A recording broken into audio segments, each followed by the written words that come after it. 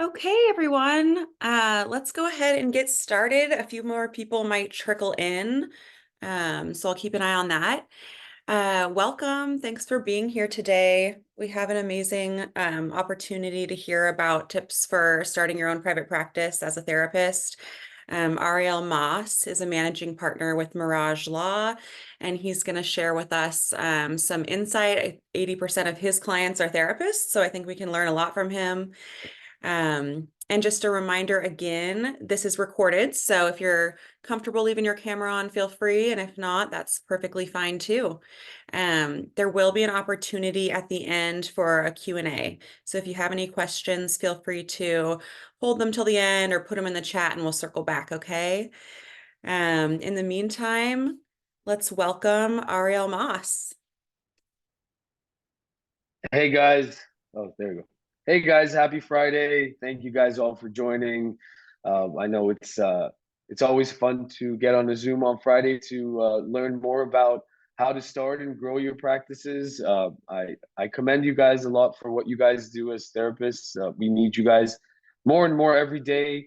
So I hope that this is beneficial for you guys and you enjoy what I have to speak about. And if you guys, as Rachel said, thank you guys for Camp Central Coast Camp for having me. And if you guys have questions, feel free to write them down, save them for the end. We'll go over a few of them, and you will have my contact info as well to email me or call me if you have any questions later on. Okay, so without further ado, let's get this party started. So here is my presentation. Let me just get it up and running. There we go. Does everyone see that okay? Okay, great. Cool. Okay, so the 10 tips to quickly and easily start your private practice by yours truly. Trust the process. Always trust the process. There's steps. So today I'm going to show you the benefits of forming a professional corporation, how to form it, and common issues people run into I've compiled over the years, but there are a lot of issues. People always have a lot of questions about this. So what is a professional corporation? So a professional corporation is a type of corporation that's specific for, you guessed it, professionals. You guys are governed by the Business and Professions Code along with the Board of Behavioral Sciences. So you guys cannot be the run-of-the-mill type of company. You can't open LLCs. You can't be a general corporation. So California's professional corporation code allows you guys as professionals to form your companies, and it can only be owned by the shareholders of the company or corporation can only be professionals such as yourselves. So what are the benefits of incorporating? So if you incorporate the company correctly, the first thing is that you limit your personal liability, which means that if something were to happen with the corporation and it goes bankrupt, you don't go bankrupt. The corporation would go bankrupt. You would be able to close up shop, walk away. That's the biggest thing I would say about this. You also minimize self-employment taxes. That's a really big benefit as well. I'll go into that in a couple of slides, exactly how that works. And it allows you to, among other things, build corporate business credit, which allows you to get business loans. It allows you to make purchases. Another thing is that it greatly increases your marketability. So when you're a corporation, you can show yourself as an entity, as a valid entity in California. That means that you can eventually bring on partners. You can eventually sell off a portion of your company. Without incorporating, it's extremely difficult to do that. So those are a few of the major points. So this is the most common question I get is why don't I just form an LLC? Like I just form an LLC and go on with my day. And no, you cannot form as an LLC in California. You cannot form as a PLLC, which doesn't exist in California. You cannot form as a general stock corporation. It needs to be a professional corporation. That's the only way you guys can practice, unless you want to be a sole prop. Most people start off as sole props. But once you want to really take the next step, it must be a professional corporation. And talk some more about the universal, Uniform Limited Liability Act, you guys cannot practice as an LLC. I think you guys get the point. No LLC. And then here are the 10 steps. Actually, starting January 1st, 2024, it has become the 11 steps, but for many years it's been the 10 steps. And I'll tell you, there's a cliffhanger of why, and we'll get to that. So first off, you file your articles of incorporation with the Secretary of State. Then once that comes back confirmed, we apply for an EIN through the IRS. We get you the IRS typically the same day the corporation is confirmed with the Secretary of State. Then you file a statement of information with the Secretary of State, and the statement of information discusses where the actual corporation exists, who the officers and directors of that corporation are, along with who the registered agent of that corporation is. So it's extremely important, and you guys have to do that every year to update your statement of information. Oh, there we go. And then you have to have corporate bylaws, as well as meeting minutes and resolutions. Those are what we call the backbone of the company. It tells you how the corporation is going to be run. It tells you who the officers are again, where the address is, what happens in the event of purchase or winding up or closing down. It basically creates the backbone structurally for how this company is going to exist. The initial meeting minutes. So once you're a corporation, you are bound by all corporation laws. You need to be a legit corporation, which means every year you guys are going to have shareholder meetings, even if it's not just yourself. You're going to have one person shareholder meeting. You're going to sit with yourself and you're going to say, oh, I am the CEO, CFO, secretary, and director. And me, all four of these people, sat in my chair in my office on January 5th, 2025. And we decided, oh, last year, this is what happened, that happened, we made this purchase, we changed the address. You basically go over what has happened and what will happen in the following year. So the initial meeting, as well as the minutes that go on in the future, are all internal documents. They're not going to be shared with anyone or filed with anyone. It's more of just to keep corporate compliance, as it's called. And they can be audited. That's why you have to keep it annually. You have to hold all these documents, because in the event of something happening, they're going to fall back on these documents. And then this is a very important step that many people forget to take. People always say, they hear the word S Corp, S Corp, S Corp. What's an S Corp? You have to form an S Corp. All corporations, and we'll get into this more later, but all corporations start off as C corporations. It's a general corporation, and they must be elected with the IRS to be treated as an S Corp, which is a small business corporation. And we'll get into why that's important in a few slides.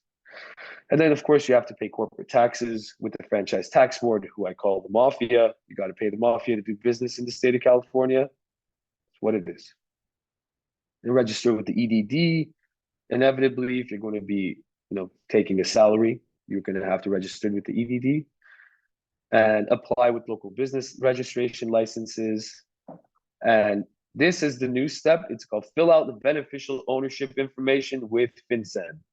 This we'll get into it as well. We'll touch on it, but FinCEN is the federal government's basically money tracking system, where they're making sure that the monies that are coming into the company are not based on terrorism or money laundering or fraud. This is something that just started January 1st, 2024, and it's something that everyone's going to have to do from now on.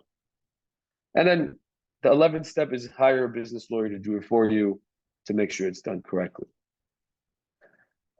The important question: why should my professional corporation be taxed as an S corporation? It's a great question. If you don't elect to be an S corporation, you're going to be a C corporation. But what's wrong with that? You don't want to be a C corp, because a C corp will be double taxed. So you're going to be taxed at the corporate level as well as at the individual level. The beauty of electing to be treated as an S corp is that now, once the election goes through, the entity will only be taxed at the individual level. So it becomes a quote unquote pass through entity, which saves you from being double taxed. There are benefits of being a C corp for some people, but for 99.99% of you, there is no benefit in being a C corp. You want to be an S corp. So all the income that would be derived from the company will be directly shown on the individual's tax returns. So the corporation will not be taxed again. Again, I just want to disclaim, I'm not a CPA or a tax attorney. As always, please reach out to your CPA or to whoever is your tax preparer if you have one with any questions about that. But generally, that's why people want to be an S corporation. It's a little confusing, I know, but trust me, you want to be an S corporation. So here are some of the benefits of the S corp election. You avoid self-employment tax, saving you around 15.3% on your income, and I'll explain why. So, as I said, it's a pass-through entity. So the profits and losses are passed directly to the owners on their personal income without being taxed at the corporate level, as I said, and you don't want to be double taxed. So this is very important to understand how these corporations run. So you, even if you're a single owner, there is no one else that owns the corporation. You're going to wear many different hats, but from a tax perspective, you're going to take most of your income as a dividend. That's a key term, and some of your income as a salary. You want to keep that salaried income very low because that's where most of the taxing happens, is on the salaried income. That's the active income.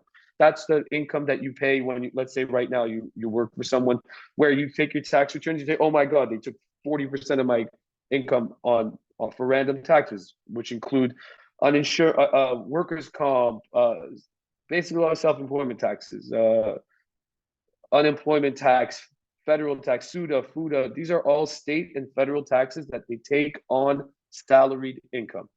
But on the other perspective, the dividend income is not taxed by those things.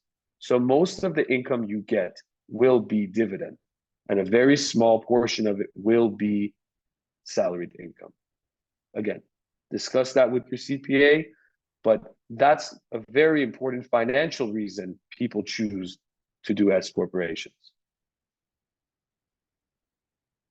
Here's an example of basically the salary versus dividend.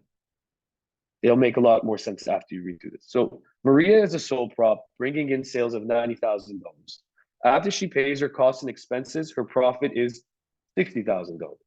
As a sole prop, she's required to pay self-employment taxes of 15.3% on the entire $60,000 of profit, which equates to $9,180. If Maria is formed as an S corp, she chooses to pay herself a $35,000 salary and will take the remaining 25% of the profit through a distribution, which is the dividend. She still earns the same 60K profit, but looking at the tax situation, she's only going to be paying the self-employment tax and Social Security and Medicare on the salary, which would only make her liable for $5,355 and saved her $3,800 a year on taxes. So I hope that clears it up for you guys. If you have any other questions about that, we could discuss that later. And then the name requirements for the marriage and family court, because most of you guys are LMFTs, there are also other requirements if you're an LPCC or a psychologist or an LCSW. Please reach out to me. My website also has a lot of information on that. But for you guys in particular, as LMFTs, it must include marriage, family, or child together with counseling, counselor, therapy, therapist. Have to do that. If it doesn't work, if that name does not include those designations in it, it will be rejected from the Secretary of State and you will not be able to form. For psychologists, these are the names: psychology, psychological, psychologist, psychology consultation. You can see those are the names. It must be included in the name of the professional corporation for it to be formed. Also, it must include a corporate ending. Many people choose a professional corporation. Many people choose APC, but you can just use Inc. or you can just use incorporated or corporation. Any of those designations as endings will work. However, LLC is not permitted, of course. But here's an example: Mango Family Counseling or Mango Family Therapy Inc. That's a very fine way of using it. But if you want to practice under a name that's different from the one that you formed, we do have an option. It's called the fictitious business name permit. One of my favorite things to do that allows you to register as a doing business as. I'm sure most people have heard people say a DBA or a fictitious business name. That allows your corporation to operate under a different name that was used at the time of formation. It's something a lot of corporations use DBAs. Most large companies, they have DBAs. It's a very common thing to be done because it does allow you to practice under a different name.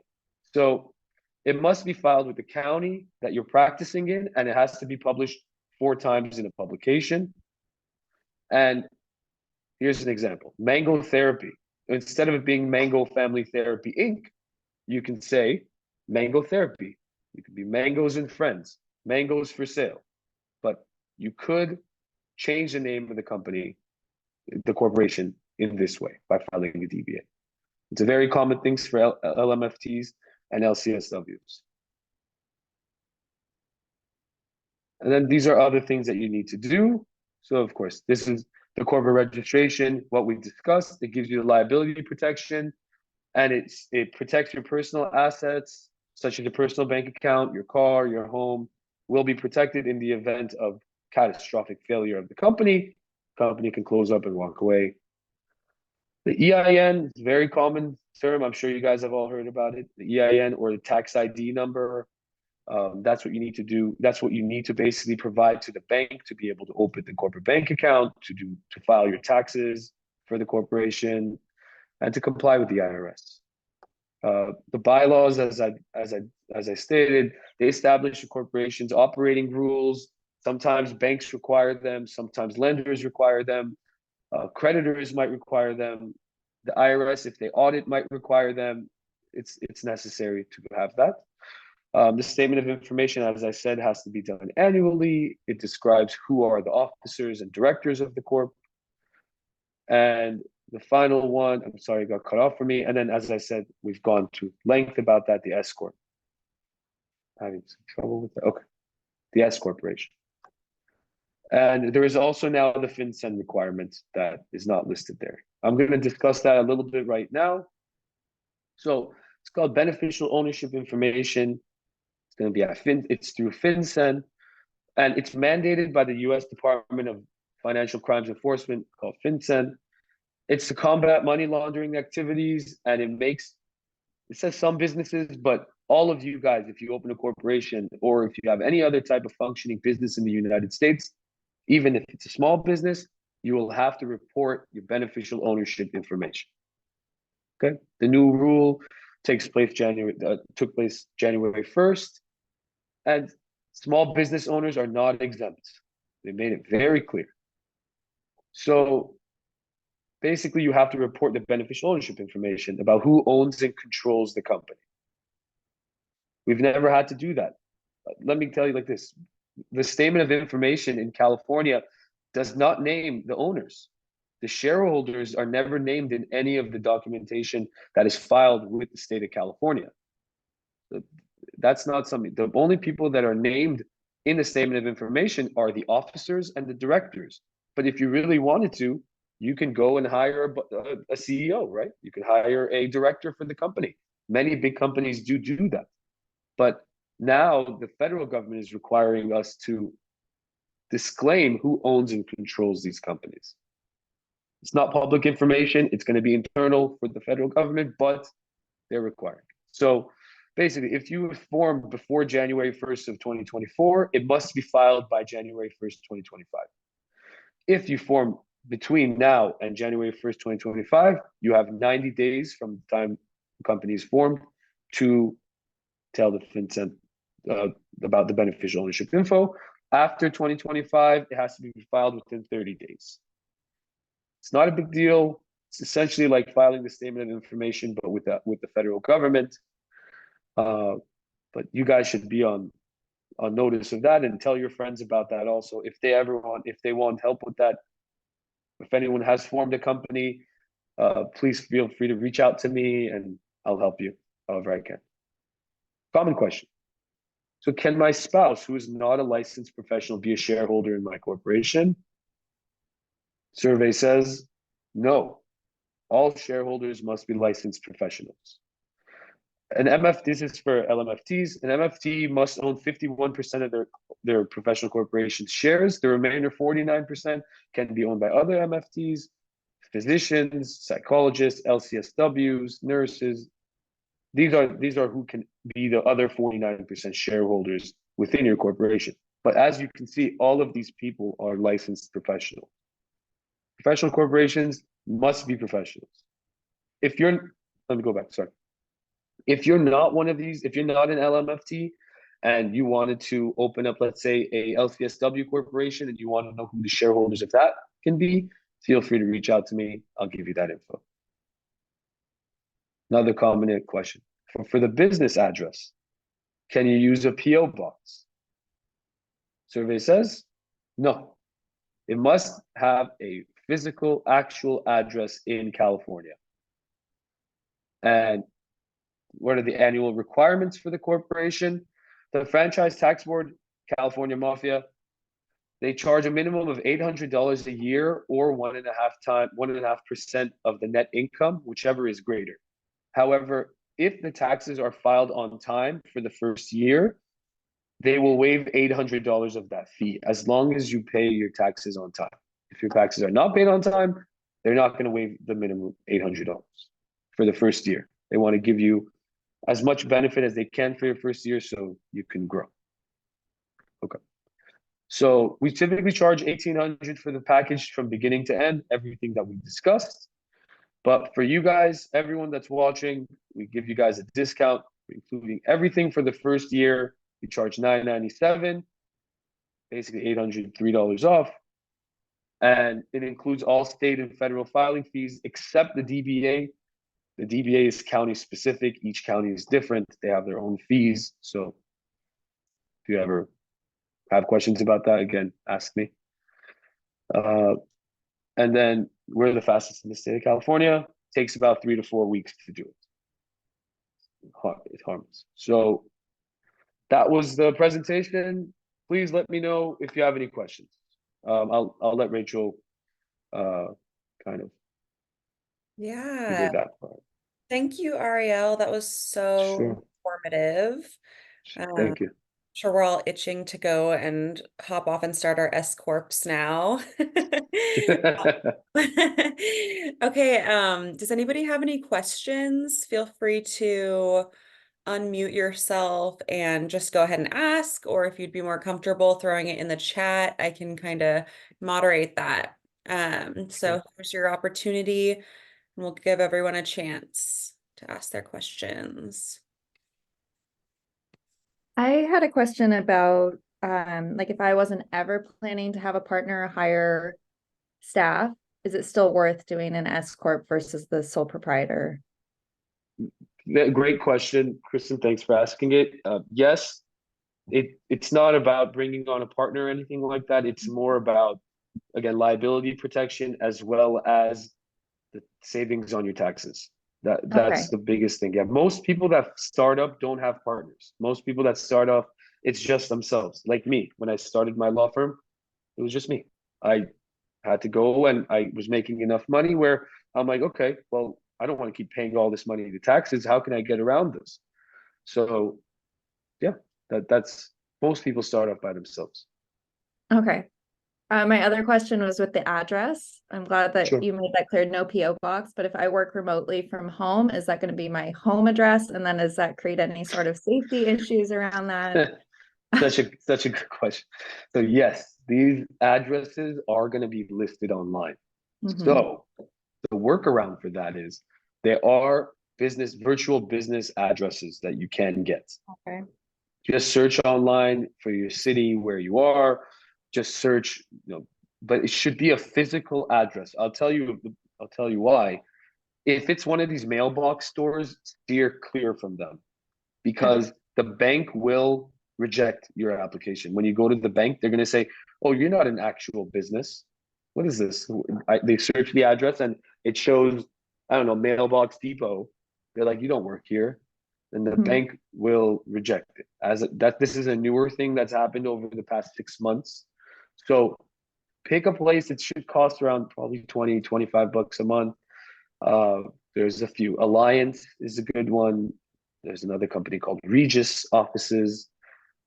Those two, they're pretty much everywhere, and they do give you a actual business address in like an office, like an Okay. office address. I see. Okay. Great Thank question. you. Sure, sure, I have a question as well. So, if we've sure. been a sole proprietor up until this point in our business and we're going to switch to S Corp this year for filing taxes, like we would still owe the 15.3% self-employment tax, right? If you, I mean, it's taxed on your income. So the sooner you incorporate, the sooner you can implement all of this stuff. It's based on, look, let's say you're a sole prop now and you incorporate in a week, right? Hypothetically. For the time that you were a sole prop, you can't do it. You won't save that week. Or let's say from January 1st until the date you're incorporated, you are not able to save or benefit from any of the stuff that we've discussed. Once the corporation is functioning and up and running, all of the income that you get will be passed through directly to the corporation. You as an individual are not going to be accepting income anymore because you want the money to go to the corp and then you can divvy up exactly how you want to pull that money out. So you really have control over how much of a salary you take, how much of a dividend you take. That's the whole point. Wow. Okay, great. And is there like a minimum requirement for how much salary we need to pay ourselves? Great question.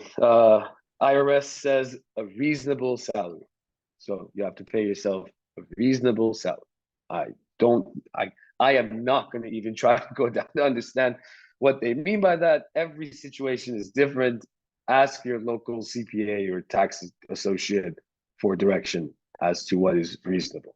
I don't know. Honestly. Got it. Got it. Okay, thank you so much. Sure. I have a question. If you wanted to, like, say I'm an LMFT, but if I wanted to like do S corp, diversify my business and sell like workbooks or something, could you do that under this umbrella, or is that, out of the scope of like the professional realm? That's a good question. So thank you for that. I get that a lot. That's where the DBAs come into play a lot. So I always say if it's something that is related and you're using your professional skills to do this, or whatever it is, you might write the workbooks, correct? Those workbooks, are they based on being an LMFT or are they workbooks for some other purpose? As long as they relate to your practice of marriage and family therapy, where you're using those skills to do it, it's safe to do that. If you were telling me, I want to go open a clothing shop, I'm an LMFT, I have a professional corporation, taxes and S Corp, and I want to open a clothing shop, then I would say that clothing shop has nothing to do with your practice of being an LMFT, unless it's an LMFT clothing shop. I don't know, but it'd be hard for me to say, yeah, it's fine. That clothing shop would probably be an LLC, taxed as an S Corp over there. That has nothing to do with the professional license. Okay. Does that make sense? Thank you. Yeah. Cool. Any other questions, guys? This may be out of your scope, but if Sure. I was thinking of going to Europe and traveling from there for 2 to 3 months, Nice. because if I'm doing remote, I'm practicing, the clients are in California. Can you foresee anything with the S Corp of me being paid from there? Okay. No, no, the income is still going to be derived and put into your California S corp. So that income will, wherever you earn it. So if you're licensed in that, you have to be licensed in your state. So if you're a California practitioner and you see patients only in California, that's fine. But let's say you're in Antarctica and you're seeing your California patients, doesn't really matter, as long as you're licensed in the state that you're practicing in. Okay. And is that something you'd recommend I talk to a CPA about taxes if I'm working from abroad? You should discuss that with your CPA. Okay. Okay. Yes. Thanks. Sure. Hey, go ahead, Christina. Is there an income breaking point where, so if I'm brand new LMFT in private practice, because it's expensive to invest in the S corp, right? But I get the whole tax advantages. Is there like Sure. a price point of if you're earning this much, you should take the leap? Or are you saying even if you're brand new, there's still tax advantages and of course the liability that's always going to be there? So typically they said that, my understanding, again, ask your CPA, but my understanding was if you're looking to make 36,000 or more, then that's kind of your breaking point. I think most people, if you're full time, you will be making 36,000. I think that also keep in mind that the earlier you start, the earlier you're able to have corporate credit. The earlier you've been in business, the more trustworthy your corporation is when you talk to people in finance. And if you want to do it, you should just do it, because waiting and saying, wait, I'm going to wait, I'm going to wait, I'm going to wait, I'm waiting. Inevitably, you're going to do it. There's no better time than now. Just it's better to be structurally sound from the front, from the get-go, so then you can build a nice foundation and get started. So, can I ask one more question? sure. If I already filed like my DBA, basically, because my name did not fall into those things for a corporation, can I still keep that and then form the S corp name that falls under the parameters? Yes, you Okay. would do an amendment. You would amend the DBA with the county and make once, but you can't do that until the corporation is formed. And then you would make the corporation the owner of the DBA instead of you as an individual. So you'll remove all of the information relating to you as an individual, plug in all the corporation information, and voila, Okay. DBA. Okay, thank you. Sure. I have a question. Sure. Hi. So if we were to hire you, you said it would take approximately 3 to 4 weeks to complete Yes. all that? Okay. And we cannot start that process though until we're licensed, if we're an associate right now, because we'd have to be a Yes.